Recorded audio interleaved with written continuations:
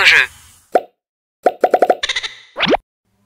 Salut, c'est François de l'Île au jeu. On vous présente les nouveaux arrivages de cette semaine. On commence avec Ole Guacamole. C'est un tout nouveau jeu de Scorpion Masqué. On a déjà joué plus d'une vingtaine de parties cette semaine. On va vous le montrer en boîte ouverte, là. Vraiment le fun, un beau petit jeu de mots. On a reçu Périp, qui est un jeu de Ryan Lauka. C'est un jeu de conquête de territoire. On l'a pas essayé, mais ça a l'air très simple. C'est vraiment un jeu qu'on va jouer des personnages pour faire des actions qui vont pouvoir nous permettre de mettre nos jetons sur des cartes. Puis par majorité, on va pouvoir les gagner, faire des points, avoir des nouvelles habilités pour d'autres façons de mettre nos pions sur le jeu. C'est un jeu qui dure 40 minutes, 2 à 4 joueurs, 8 ans et plus. C'est avec des super belles illustrations comme le fait toujours Ryan Lauka.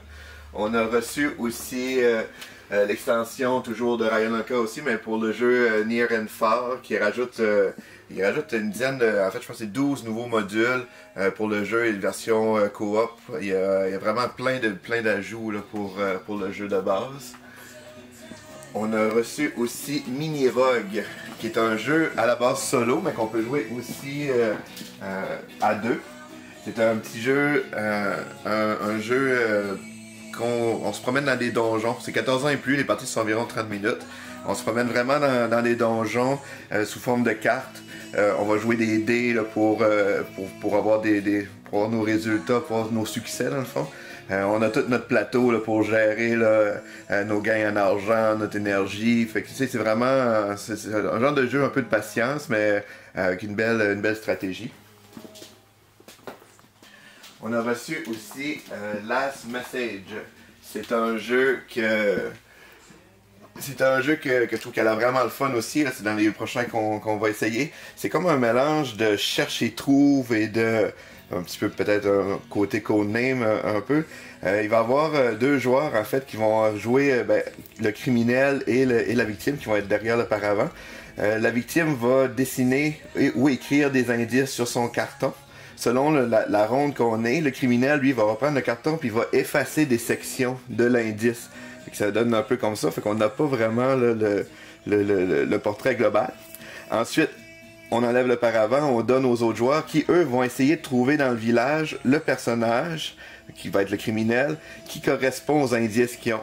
Fait que, plus ça avance, plus que, en fait, le criminel va effacer moins de cases, fait que ça va être plus facile à deviner. Mais ça a l'air très, très dynamique. C'est comme un genre de cherche et trouve, là, plus adulte, ou un peu comme micro-macro, là, mais rejouable. Donc ça a l'air vraiment, vraiment le fun. Ensuite, on a reçu Commissaire Souris, qui est un petit jeu pour 5 ans et plus, 1 à 4 joueurs. Les parties environ 20 minutes, c'est une super belle petite mécanique originale de jeu de mémoire. On joue dans un commissariat, dans le fond, puis on va rajouter des suspects sur le plateau. Faut qu'on joue vraiment comme dans la boîte. À chaque tour, on va rajouter un suspect. Il va falloir, selon le lancer d'un dé, tourner sens horaire ou anti-horaire. Fait que les personnages, ils vont vraiment rentrer dans la boîte. Fait qu'on peut les apercevoir des fois par des petits trous du bleu pour essayer de se souvenir. Il faut vraiment se souvenir de la séquence. Puis à un moment donné, à force de tourner, il va y avoir un suspect qui va tomber dans la boîte, dans le trou qu'on voit ici. Il y a comme une genre de petite clochette. Fait que quand elle tombe dessus, ça fait un petit ding. Donc quand on tourne et on entend un ding, tous les joueurs vont essayer de voter chacun pour soi, pour quel suspect qui pense qu'il a tenté de s'évader. Donc c'est vraiment un beau, avec une belle thématique, là, une belle immersion là, pour un jeu de mémoire pour 5 ans et plus. On a reçu aussi une grosse semaine d'arrivage, on a vraiment plein de nouveaux jeux. Dice Farms, un jeu de Rudiger Dorn, je sais pas comment on le prononce exactement, mais c'est un auteur populaire de jeux assez familial. On est ici dans un jeu qui fait penser un peu à Miniville ou Makikoro, là, dépendamment de la version. Mais c'est vraiment un jeu, en fait on va lancer les dés, on va choisir un dé qui va nous permettre d'aller chercher une carte. On choisit un dé qui nous permet de chercher une carte qu'on va pouvoir mettre sur notre plateau. Et les dés qui restent, l'addition, ça va être quelle carte qu'on active. Donc si on garde 8, mais tous les joueurs qui ont une carte dans leur espace 8 vont pouvoir activer les pouvoirs qui vont se trouver à donner de l'argent, des ressources, faire des conversions. C'est vraiment un genre de mini-ville, mais une petite affaire plus évoluée. On a reçu aussi C'est évident, qui est un petit jeu de party coopératif, d'observation. C'est 3 à 6 joueurs, 8 ans et plus. Les parties, c'est environ 20 minutes. En fait, c'est par déduction, on va avoir chacun des images personnelles qu'on voit. On voit les images de tout le monde. Puis, il va falloir se choisir une image au centre qui correspond à l'ensemble de nos 2 images à nous.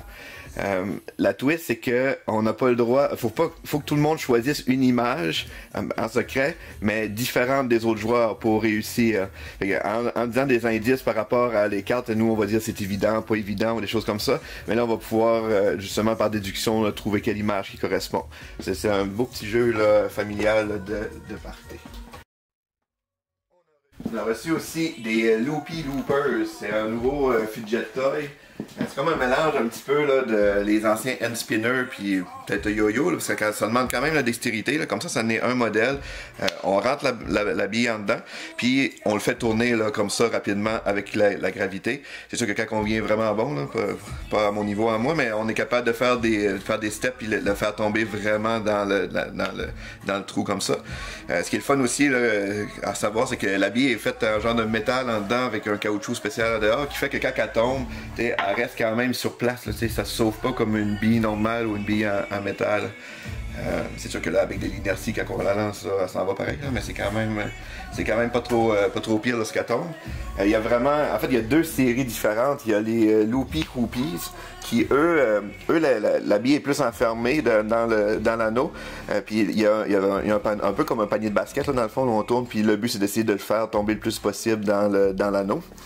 Sinon les autres là, c'est comme lui que je viens de montrer, mais ils sont tous un peu différents. C'est comme lui là, c'est vraiment un trou entre les deux dans le cercle. Fait qu'il ça prend quand même plus de dextérité pour réussir à faire les cercles.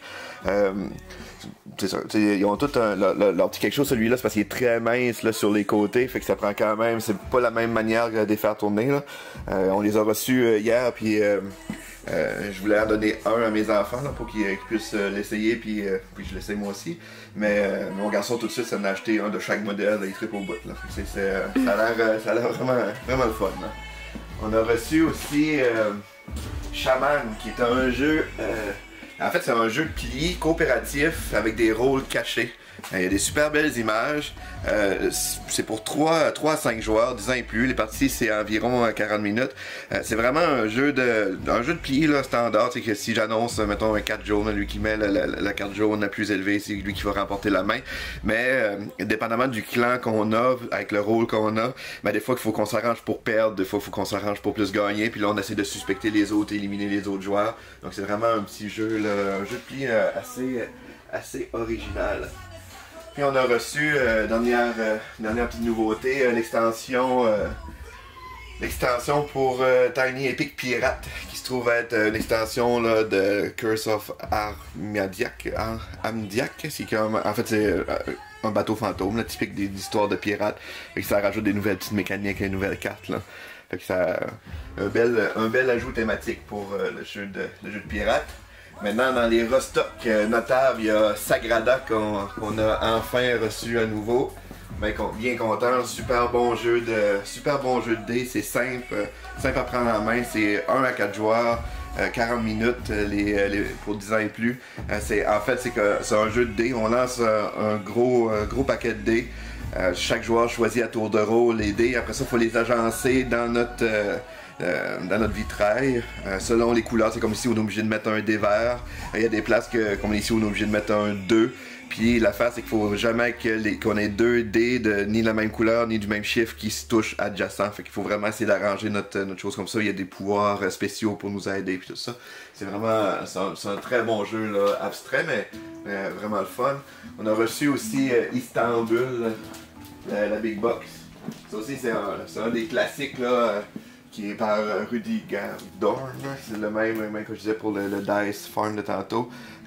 Lui c'est le Big Box qui inclut là, des extensions qui sont sorties. C'est un jeu de déplacement en fait, là, quand on déplace notre ouvrier là, pour gagner des cristaux. Puis c'est un très bon jeu, c'est pour 2 à 5 joueurs, les parties 60 minutes pour 10 ans et plus.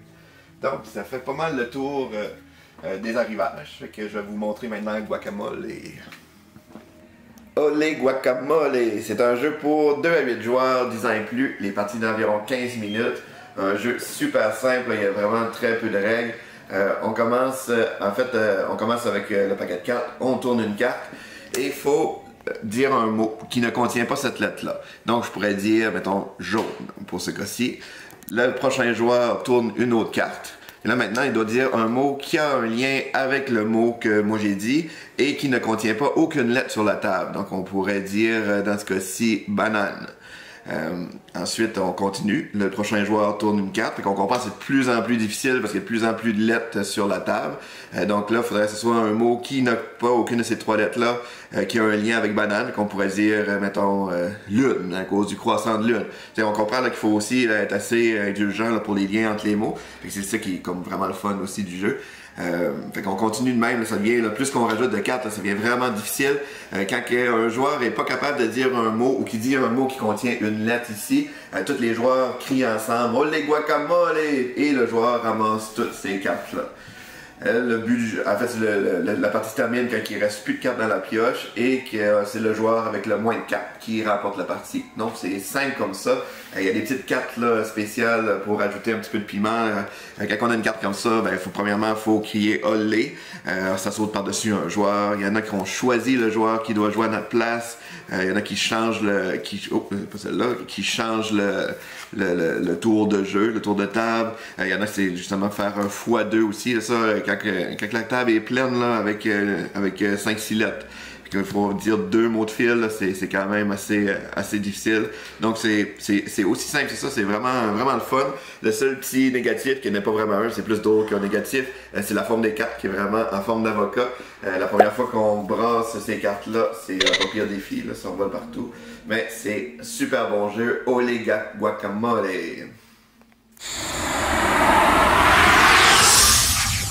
Lis le jeu.